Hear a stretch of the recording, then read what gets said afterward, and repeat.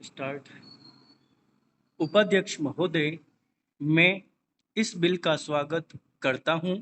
मुझे दुख है कि कई माननीय सदस्यों ने, जिन्होंने पता नहीं किस कारण से कहा तो यह कि वे इस बिल का स्वागत करते हैं, लेकिन वास्तव में इसका विरोध करने का उन्होंने प्रयत्न किया है।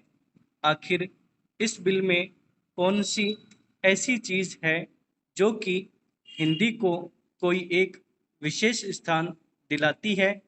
मैं पहले ही इस चीज को साफ कर देना चाहता हूं कि मैं उन लोगों में से नहीं जो कि हिंदी के लिए कोई विशेष स्थान चाहते हैं। मुझे तो ऐसा लगता है कि जो सदस्य महोदय ऐसा कहते हैं कि इस बिल के द्वारा हिंदी को कोई विशेष स्थान दिया जा रहा है, उन्हें वास्तव में हिंदी का इतिहास मालूम ही नहीं है। हिंदी कुछ उन लोगों की भाषा है जो राष्ट्रीय विचार के थे, जिनका कि राष्ट्रीय आंदोलन में बहुत हाथ था। उन्होंने इसका प्रचार किया।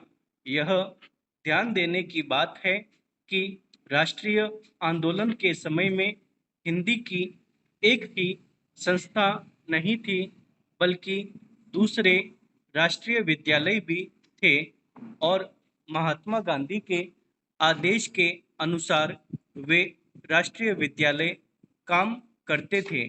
उनके द्वारा भी कुछ डिग्रियां और उपाधियां आदि बांटी जाती थी। अब इन विद्यालयों द्वारा उपाधि बांटने का काम, जो कि उनके द्वारा पहले से किया जा रहा है, उसी को इस बिल के द्वारा यदि जारी रखा जाता है तो मेरी समझ में नहीं आता कि कैसे कुछ लोग यह समझ लेते हैं कि इस बिल द्वारा हिंदी को कोई विशेष स्थान दिया जा रहा है। मैं नहीं समझता कि इसमें हिंदी को कोई विशेष स्थान दिए जाने की बात है। और जैसा मैंने पहले निवेदन किया, मैं उन लोगों में से नहीं हूँ जो कि चाहते हैं कि हिंदी को कोई विशेष स्थान दिया जाए।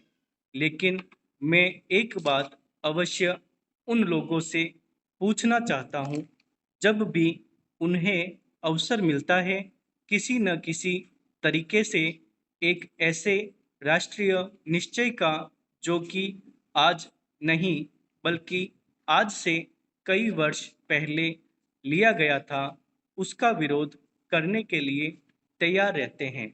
संविधान में राजभाषा के संबंध में स्पष्ट व्यवस्था दी हुई है, तो भी मेरे यह मित्र उनका विरोध करने का प्रयत्न करते हैं। क्या उनके सामने देश की एकता के लिए कोई दूसरा रास्ता है?